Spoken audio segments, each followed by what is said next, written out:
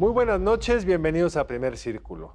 Estamos en plena efervescencia preelectoral o de las precandidaturas, porque todavía las campañas como tal no arrancan, pero hay mucho que platicar sobre cómo van estas y para ello hemos invitado a Jesús Zambrado, presidente del PRD. Bienvenido, Jesús. Gracias, Carlos Federico. Es Jesús, un qué gusto privilegio verte. estar aquí. Pues estamos ya con encuestas nuevas y todo hace parecer que pues, la ventaja de la candidata del gobierno, de Morena, PT y Morena, y Verde llevan una ventaja importante. Hay esta percepción como que la candidatura de Xóchitl, que empezó muy fuerte, se sentó. ¿Cómo Sí, lo mira, ves, Jesús? A ver, las campañas, como tú bien lo apuntabas ahorita, Carlos, no empiezan todavía.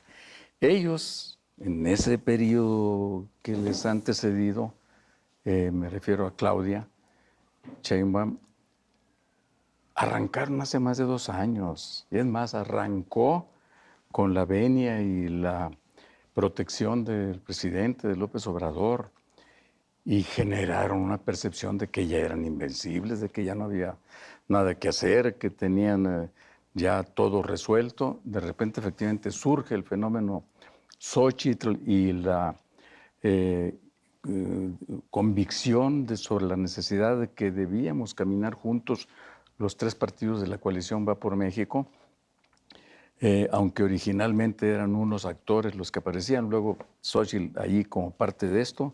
Hay una simbiosis, una sinergia que nos ayudó mucho y que nos colocó generando esta percepción de que sí habrá competencia, de que sí hay verdaderamente oposición. Luego, como que entró este proceso en una suerte de planicie, ya no subiendo y subiendo como aparecía en muchas encuestas, pero tampoco hay una caída, como se dice, o sea, como que el fenómeno de una Sheinbaum inalcanzable quedó atrás desde mi punto de vista.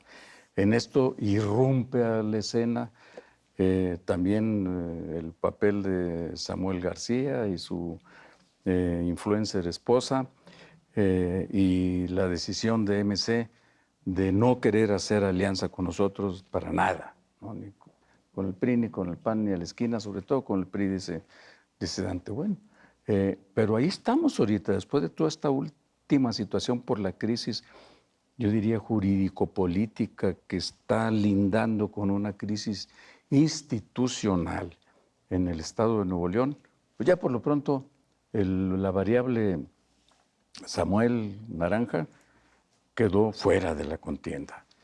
Y resuelvan lo que resuelvan en los días, semanas siguientes. Parece que han dicho que hasta enero van a salir con su candidatura los de MC.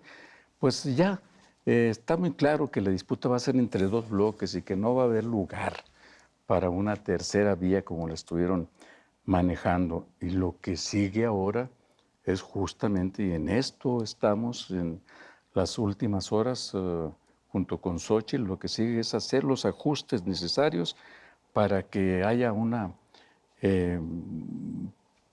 propuesta clara sobre con qué equipos vamos a avanzar, cómo vamos a presentar nosotros nuestras propias fortalezas como coalición y que también se terminen de definir las demás candidaturas, las 9, que ya hay varias definidas. ¿Cuáles están definidas ya, Jesús? Están definidas desde luego ya la de la Ciudad de México, con Santiago Taboada, la de Puebla, con Lalo Rivera, Veracruz con Pepe Yunes,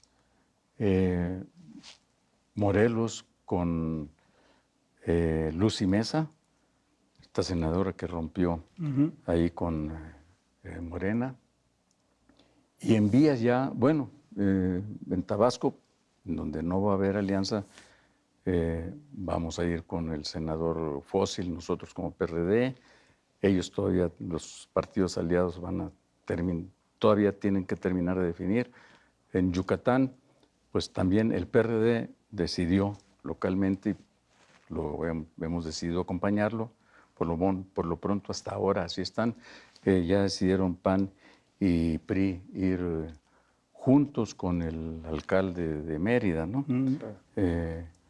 Y bueno, hay otras ya como precandidaturas muy en firme, la de Jalisco, con la presidenta del PRI, Aro, y los demás, pues estamos todavía por... Ya quedan unas poquitas, pero también todas las senadurías, primeras y segundas fórmulas, que van a jugar un papel muy importante en estados en donde no habrá gobernaturas, pero por ejemplo hay estados como Zacatecas, que se está pudriendo prácticamente.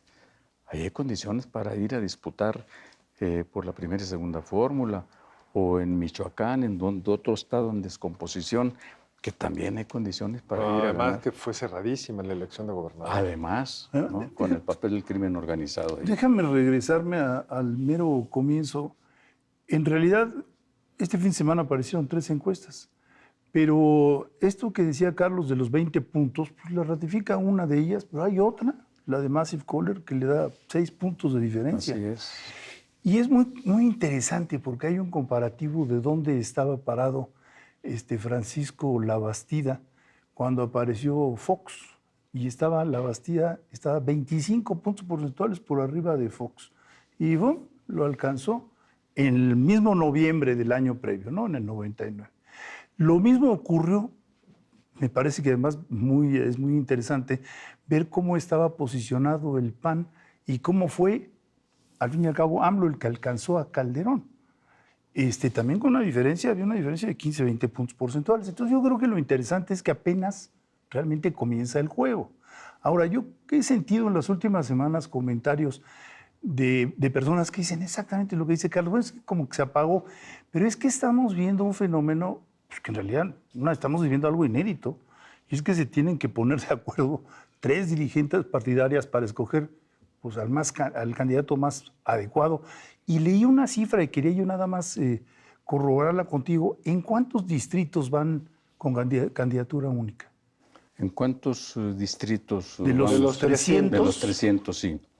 En realidad vamos en 253 o 252, algo así, y todavía eso se puede modificar al alza. Cuando en el 2021, hace 2 años, ¿Sí? Fuimos en 221, hoy llevamos 30 o más distritos Quizá que juntos. convendría aclarar por qué es tan importante, porque el régimen electoral mexicano, diseñado por un partido grandote que era el PRI, favorece al partido más grande si la oposición va dividida. ¿Por qué? Porque en un distrito donde a lo mejor no eres muy competitivo, pero tienes el 35% del voto, si la oposición va dividida, ganas el distrito de mayoría. Si van juntos, lo puedes perder. Claro. Y por eso es tan importante tejer esto de cara a la otra elección, porque lo dijiste un poco de pasada, la presidencial es fundamental, pero el Congreso también lo va a hacer. Sí, a mí me llamó la atención el alto número de candidaturas únicas, porque, digamos, si fueran 250, ¿no? Para cerrar, caray, pues es una cifra, detrás hay una negociación y un análisis de quiénes tienen posibilidades que se ha llevado muchas horas. Quizá por eso la gente dice, no, es que no están, no, es que están teniendo que negociar. Aquí no hay la posibilidad de que alguien diga, se acabó, los candidatos son estos y el gobernador decide quiénes son los candidatos. Esto no es así ahora, ¿no? Y me parece muy interesante. Sí, qué bueno que lo comentan en estos términos. No se agregaría un comentario de la primera parte sobre lo de las encuestas. Mencionaste la de Massive Caller, pero también está la de otra de México Elige. Que, por cierto, las dos fueron de las que más se acercaron el resultado del Estado de México el pasado 2 de junio. En el Domex fue casi exacta Massive Caller. Sí, casi exacta. Entonces, Massive Caller habla de 6, 7 puntos. México Elige habla de 9, 10 puntos de diferencia. Entonces, eso, diciendo además como lo será, una competencia entre 2 mujeres, 2 bloques además, 2 coaliciones electorales, lo que gana una y pierde la otra, la diferencia ya no es 1 punto, sino son 2 puntos los que se reduce la diferencia. Esos 9 puntos, ¿no? en el caso de que se fuera para Xochitl, con 4.5 empatas, pues es lo que estás diciendo, que lo perdió de aquel lado y los ganaste. Exactamente, ganas doble o pierde doble, ¿no?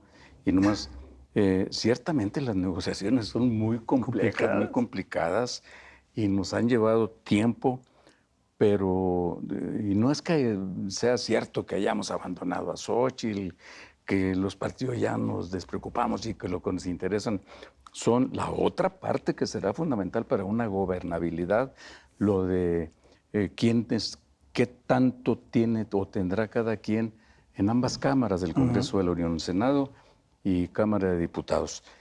Porque esas son las candidaturas que están ya por empezar a emerger, a salir a las precampañas y luego a las campañas, y le van a dar una gran fortaleza territorial también, junto con lo que se termine de amarrando, arreglando, mejorando en la coordinación de campaña misma de Xóchitl. Y quizá habría que explicarle al público que estamos viviendo también una situación muy particular en la demoscopía, porque van a decir, bueno, como unas 20 y otras 6.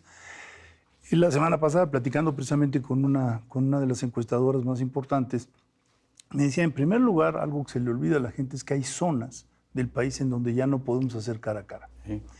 Entonces, pues Chiapas está perdido, Michoacán en una cierta zona, Guerrero en otra, entonces Zacatecas. Entonces estamos haciendo mezclas de casa Ponderaciones. y ponderaciones, Sí. y pues de alguna manera eso es algo experimental que no habíamos vivido. O sea, no es que la demoscopía, los aviones se caen, sí, a veces, pero vuelan, ¿no? O sea, sí vuelan. Entonces, ese es un primer paso. Y otro asunto que creo que es importante es que estábamos acostumbrados a ver el respaldo, digamos, unánime de un bloque o de un color. Y el ver a los tres partidos, de alguna manera también les resta ese impacto decisorio que quisiera ver todo el mundo. Pues no se puede, porque precisamente hay que tender puentes entre ustedes, ¿no? Y en ese mismo sentido que dice Federico, ¿cómo van a tejer en la otra Cámara Legislativa, en el Senado? Porque ahí también, hay que recordarlo, el que gana la mayoría se lleva 2, el que queda en segundo lugar se llega 1. Entonces es muy importante también ir juntos, porque si no, prácticamente le estás garantizando la mayoría a Morena. El otro día había una encuesta justo de Massive Caller en Nuevo León.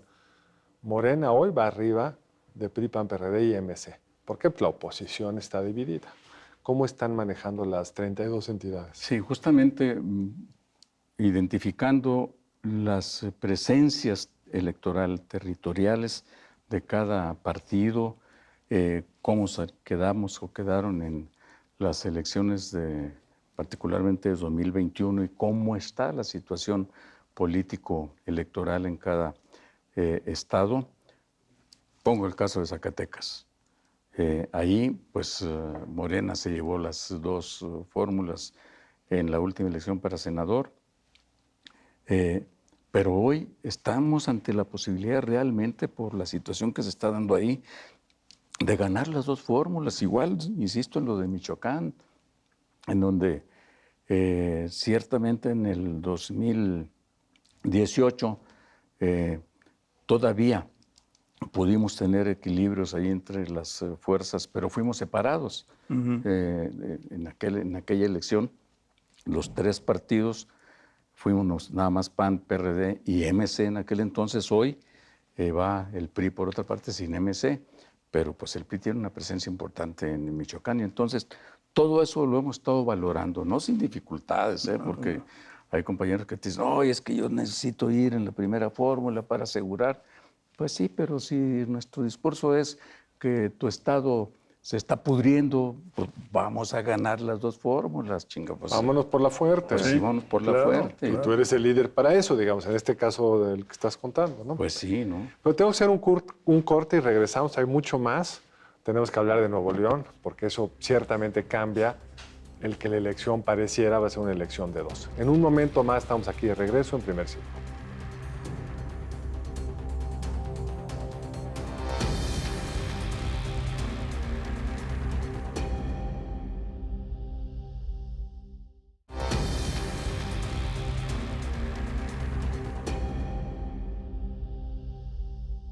Estamos de regreso aquí con Jesús Zambrano y vamos a hablar un poco de cómo cambió esto este fin de semana. A ver, Jesús, ¿cómo entiendes lo que sucedió en Nuevo León, donde al final sí sabemos que Samuel ya dijo no va a contender por la presidencia, aunque también ha dicho el gobernador interino que él es el gobernador interino? Entonces, bueno, más allá de la política de Nuevo León, desde el punto de vista electoral, ¿cómo lo ven? A ver, desde luego que en el fondo del asunto, Carlos, lo que tenemos es la pretensión de pasar por encima de la Constitución del Estado, de pasar por encima de las resoluciones de las instituciones Tribunal Electoral y la Suprema Corte de Justicia de la Nación, para satisfacer tanto un deseo personal o matrimonial, en el caso de Samuel y su esposa, y un acuerdo de fondo que tenían, que hicieron con López Obrador, directamente o a través de alguien de la dirección de MC junto con Samuel y no sé con quién más, para decir, a ver, no le entren al frente, no se metan, lleven de candidato a Samuel, vamos a hacer que él crezca para que le puedan cerrar el camino a la posibilidad de crecimiento de Xóchitl. Como dijo el presidente, para que compartan la clase media. Así es. Lo dijo el presidente. Él lo tiene muy claro, lo tenía bien medido.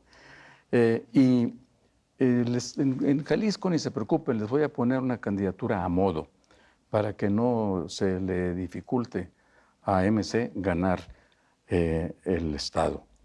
Ese fue el arreglo de fondo que se ha evidenciado en las defensas, efectivamente, que López Obrador ha dicho en los últimos días defendiendo a Samuel, e incluso en la mañanera misma del lunes habla de un golpe de Estado, porque ojo, el precedente que se está sentando, porque todavía hay una laguna de incertidumbre jurídica en el estado de Nuevo León, por lo que decían ahorita, dos gobernadores, uno dice que él es, el otro dice que él es, se les abortó la estrategia esta de divide y vencerás a la oposición.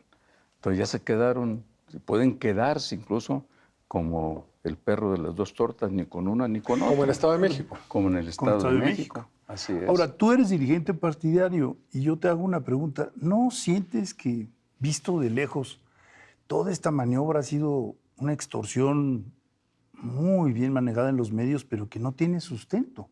O sea, en la elección del 2006 había 5 o 6 puntos para MC, pero después todas las encuestas lo daban en 2%. Es decir, esa idea de que MC es quien inclina la balanza, pues puede ser dependiendo de dónde se sitúe el asunto. Y después, pues francamente lo que estamos viendo es un partido que se está desmoronando. El episodio de Alfaro en Jalisco, donde la verdad sí tienen fuerza, pues es un episodio extraño en donde termina quedándose, pero a lo mejor para crear un partido local, ¿eh? Y después, pues francamente, el viernes una noticia que pasó medio desapercibida, pero el líder de MC en la Ciudad de México dice, pues nosotros no vamos con MC, vamos con mi gran amigo Taboada y yo les agradezco que me den el respaldo de las huestes de la Ciudad de México, que no sé cuánto tenga MC en la Ciudad de México. Pero bueno, pues perder a que tu líder en la Ciudad de México diga que no va contigo no es un asunto menor. Yo veo que no les va a ir bien como partido, independientemente del sainete de Samuel, ¿no? Esa supuesta tercera vía con la nueva política, entre comillas, ya les abortó. Eso, a ver con quién salen ahora a sostener esto después de que salieron con lo peor de las viejas formas de la política, del quehacer de la vieja política. Y no quiero dejar de apuntar algo que mencioné hace ratito, por la mención de López Obrador de golpe de Estado, porque si pisotean la Constitución en un Estado, si pisotean el Estado de Derecho, con la connivencia, la complicidad del presidente de la República, ¿qué podrá suceder para el 2024? Cuando pierdan, ojalá y así sea, y vamos a seguir trabajando para que así suceda, cuando pierdan el 2024, después de todos los ataques contra el INE y el Tribunal Electoral y la Corte, etcétera, le digan, no me ganaron, me hicieron trampa, me ganaron a la mala, y que no quieran entregar el poder. Ojo, cuidado con ese precedente que podría estarse quedando ahí sentado. Y que, perdón, lo estamos viendo nada menos y nada más que en el Palacio de Gobierno de Nuevo León. Esa idea de que le cierren la puerta, o sea, la violencia que eso supone administrativa, porque tú puedes discutir y a lo mejor la Corte fue una decisión, digamos, que no había sido entendida, pero negarle al gobernador designado por el Congreso local la entrada a las oficinas. Además es una cosa totalmente absurda, porque cuando él pide licencia poquito antes de las 12, ¿no? Que se va. Y a la hora dice siempre no. Y manda al secretario de gobierno a que decirle, informe. Ese secretario de gobierno era empleado del otro, ya no era suyo. Claro. En esa hora no hay ambigüedad, porque él ya había dicho, me voy.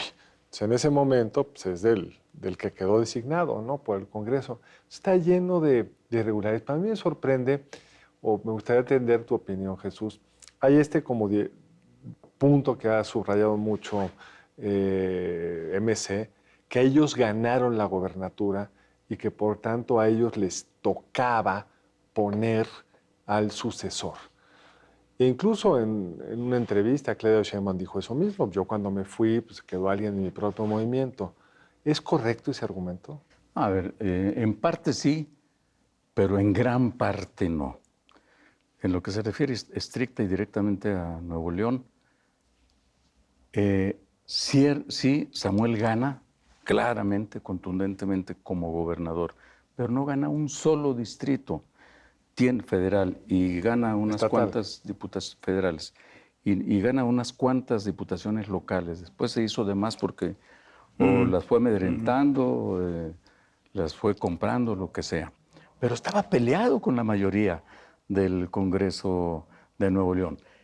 Y yo digo, es cierto, ganó él, pero ¿en dónde se depositó, como dice la Constitución, el ejercicio de la soberanía nacional, de la soberanía estatal? ¿Estatal? Mayormente en el Congreso. El Congreso Así es la es. representación del pueblo en lo local y también en lo nacional. Por eso hay esa división entre ejecutivo, legislativo y judicial. Ahora, esa comparación que hace la Sheinbaum, es que el que pone quita, y entonces, o el que quita pone. Pues si él sale, allá debería respetársele ese derecho a Samuel, como yo lo hice aquí en la Ciudad de México, propuse, y pues ahí está quien yo propuse, en un acuerdo con el Congreso, sí, nada más que allá Samuel tenía minoría y peleado con la mayoría, en persecución política contra la mayoría, y acá la Sheinbaum tenía mayoría con Morena y Pequeña sus diferencia. aliados. Fíjate que es curioso, porque en esa declaración en 2 ocasiones dice grupo. O sea, no se va a los argumentos jurídicos, sino dice debe ser del grupo para que termine la labor. No, perdón, eso no Además, está en aquí no ninguna está en la parte. Constitución, no es propiedad de nadie. Y lo que hace más difícil de entender al Samuel García es que él prometió no hacerlo. Sí, Es decir, sí, parte de su triunfo, no sé cuánto, vino de esa promesa. Dijo, yo no voy a ser Claro. como el Bronco, Sí. que se fue a la mitad.